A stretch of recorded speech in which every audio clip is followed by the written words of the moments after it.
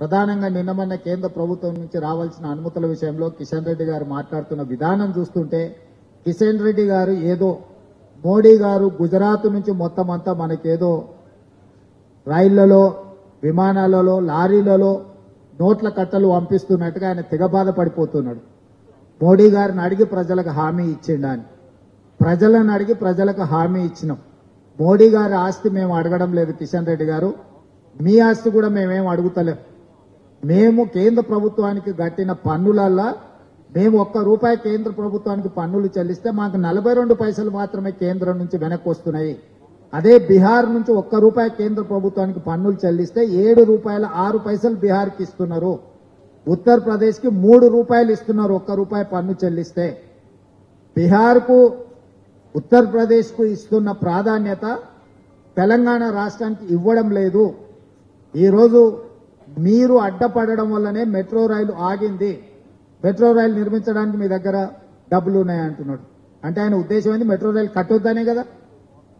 మూసీకి ఈరోజు నిధులు అడిగితే అవహేళన చేస్తున్నాడు, అడ్డుపడుతున్నాడు. మూసీలో పోయి ఆయన నిద్ర చేస్తా అంటున్నాడు.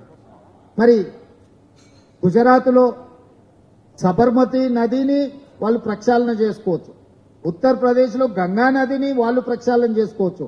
ఢిల్లీలో మొన్న జరిగిన ఎన్నికలలో యమునా నదిని ప్రక్షాళన చేస్తామని ఢిల్లీలో బీజేపీ ప్రభుత్వాన్ని ఏర్పాటు చేసింది. మరి గుజరాత్కు ఒక నీతి, ఉత్తరప్రదేశ్కు ఒక నీతి, ఢిల్లీకి ఒక నీతి, బీజేపీకి ఒక నీతి, తెలంగాణ రాష్ట్రము మూసీ నది ప్రక్షాళన చేసుకుంటాం అంటే మీరు సైంధవులాగా ఎందుకు అడ్డుపడుతున్నారని నేను కిషన్ రెడ్డిని అడుగుతున్నా. కిషన్ రెడ్డి 100% సైంధవ పాత్ర పోషిస్తున్నాడు. తెలంగాణ రాష్ట్రంలో తెలంగాణ ప్రభుత్వము ప్రజల సమస్యలు పరిష్కరించి మూసీని ప్రక్షాళన చేసిన, విశ్వనగరంగా మారబోయే హైదరాబాద్ కు మెట్రో విస్తరించిన, రీజనల్ రింగ్ రోడ్. నేను ఈ రోజు స్పష్టంగా చెప్తున్నా, నరేంద్ర మోడీ గారు Bharatiya Janata party national council meeting కు వచ్చినప్పుడు స్పష్టంగా మీకు 360 కిలోమీటర్ల రీజనల్ రింగ్ రోడ్ ఇచ్చిన అని ప్రకటించిన మాట వాస్తవం కాదా? ఈ రోజు వరకు రీజనల్ రింగ్ రోడ్డు కేబినెట్ ఆమోదమే పొందలేదు. నార్థన్ పార్ట్ టెండర్ పిలిచిన తేదీలు వాయిదాలు పడుకుంటూ పోతుంది. ఎందుకంటే దాని కేబినెట్ ఆమోదమే లేదు. కిషన్ రెడ్డి ఒక పక్కన మెట్రోకు నేనే కృషి చేసిన అంటాడు, రీజనల్ రింగ్ రోడ్ కు నేనే కృషి చేసిన అంటున్నాడు. మరి నువ్వు కేంద్ర మంత్రికి 6 సంవత్సరాలు దాటిపోయింది కిషన్ రెడ్డి గారు. ఎందుకు రీజనల్ రింగ్ రోడ్ కు మెట్రో రైలుకు కేంద్ర మంత్రివర్గ ఆమోదం, కేంద్ర మంత్రివర్గంలో ఎజెండాలనే పెట్టడం లేదు? ఎజెండా పెట్టొద్దని సంబంధిత శాఖ మంత్రుల మీద ఒత్తిడి తెచ్చింది ఎవరు? ఈ రోజు నేనే స్వయంగా కిషన్ రెడ్డి గారిని ఢిల్లీలో కలిసి నివేదికలు ఇచ్చి వచ్చిన ఈ అంశాల మీద మా పొన్నం ప్రభాకర్ గారు పోయి హైదరాబాద్ ఇన్ఛార్జ్ మినిస్టర్ గా కలిసి కిషన్ రెడ్డి గారికి చెప్పొచ్చారు. రాష్ట్రంలో ఉన్న అధికారులందరినీ కిషన్ రెడ్డి గారి దగ్గరికి పంపించి పూర్తి వివరాలు కిషన్ రెడ్డి గారికి వివరించిన, డిపిఆర్లతో పాటు డీటెయిల్ ప్రాజెక్ట్ రిపోర్ట్ తో పాటు కిషన్ రెడ్డి గారికి ఇచ్చి మీరు నరేంద్ర మోడీ గారితో మాట్లాడి ఇవన్నీ మంత్రివర్గంలో పెట్టించండి అని.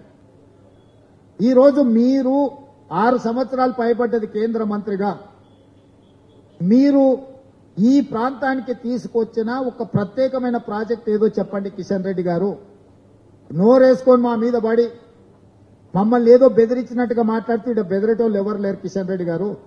మీరు బెదిరిస్తే బెదరడానికి ఈడెవరు అంత ఉద్దరగా లేరు. నువ్వు తీసుకురా, నువ్వు మెట్రో రైలు తీసుకొస్తావా, మూసీ నది ప్రక్షాళనకు నిధులు తీసుకొస్తావా, రీజనల్ రింగ్ రోడ్డు తీసుకొస్తావా, సెమీ కండక్టర్ మన దగ్గరకు వస్తాన వాళ్ళని బెదిరించి గుజరాత్ కు తీసుకెళ్లారు. సెమీ కండక్టర్ పరిశ్రమకు సంబంధించి ఉత్తరప్రదేశ్కి ఇచ్చారు, అస్సాంకి ఇచ్చారు స్పెషల్ ఇన్సెంటివ్స్. తెలంగాణ రాష్ట్రానికి ఎందుకు ఇవ్వలేదని నేను అడుగుతున్నా. ఇవాళ ఏ విషయంలో కూడా కేంద్ర ప్రభుత్వం వైపు నుంచి మనకు అదనంగా ₹1 రాలేదు.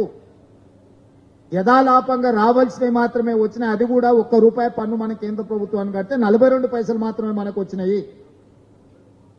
ఇవాళ 10 సార్లు ఢిల్లీకి వెళ్లి ప్రధానమంత్రి నుంచి మొదలుపెట్టి ప్రతి మంత్రి దగ్గరికి మేము వెళ్లి కలిసినాం. మేము వెళ్లి కలిసినప్పుడు చర్చ జరగదా? ఆ మంత్రులు యథాలాపంగా మాకు చెప్పరా? అరే మీరు ఇన్నిసార్లు వచ్చి అడుగుతున్నారు, ఇన్నిసార్లు నివేదికలు ఇచ్చిపోయినావు, మీ రాష్ట్రం నుంచే ఉన్న కేంద్ర మంత్రి కిషన్ రెడ్డి గారు ఒక్కరోజు కూడా మాట్లాడట్లేదు అని అన్నాడు. నేను అడుగుతున్న కిషన్ రెడ్డిని, ఒక్క రోజైనా ఈ 6 సంవత్సరాలు మోడీ గారి దగ్గర ప్రత్యేకమైన అపాయింట్మెంట్ తీసుకెళ్లి తెలంగాణకి ఇది కావాలని ఏమన్నా ఇచ్చిందా మీరు? ఏదన్నా మంత్రివర్గ సమావేశంలో తెలంగాణ రాష్ట్రానికి మెట్రో కావాలనో, తెలంగాణ రాష్ట్రానికి రీజనల్ రింగ్ రోడ్ కావాలనో, తెలంగాణకు మూసీ నది ప్రక్షాళన కావాలనో, సెమీ కండక్టర్ కి సంబంధించిన అనుమతులు కావాలనో ఏదైనా మీరు ప్రస్తావిస్తే ఏ మీటింగ్ మినిట్స్లో ఉందో చెప్పండి, ఏ పార్లమెంట్ సమావేశాలలో మీరు మాట్లాడినో చెప్పండి. మీకు చిత్తశుద్ధి లేదు, మీది ఎంతసేపు ఉన్నా సైంధవ పాత్ర. ఈ రోజు కేసీఆర్ దిగిపోయిననే బాధలో, ఆయన చీకటి మిత్రుడు అధికారం కోల్పోయిన దుఃఖంలో కిషన్ రెడ్డి గారు మాకడ్డం పడుతున్నాడు. కిషన్ రెడ్డి గారు మీ చిత్తశుద్ధి నిరూపించుకోవాలంటే మీరు ఈ అనుమతులు తీసుకొని హైదరాబాద్కు రావాలి. హైదరాబాద్ లో వరదలు వచ్చినప్పుడు బండి సంజయ్ గారు చెప్పారు, ఆటో పోతే ఆటో ఇస్తాం, లారీ పోతే లారీ ఇస్తాం, గుండు పోతే గుండు ఇస్తాం అన్నాడు. గుండు లేదు. బైక్ పోతే బైక్ ఇస్తాం అన్నాడు. గుండు పోతే గుండు ఇస్తాం అన్నాడు. గుండు లేదు, అరగుండు లేదు, గుండు సున్నా. ఇది మీ హామీ కాదా? ఎన్నికల్లో మీరు ఇచ్చింది కాదా?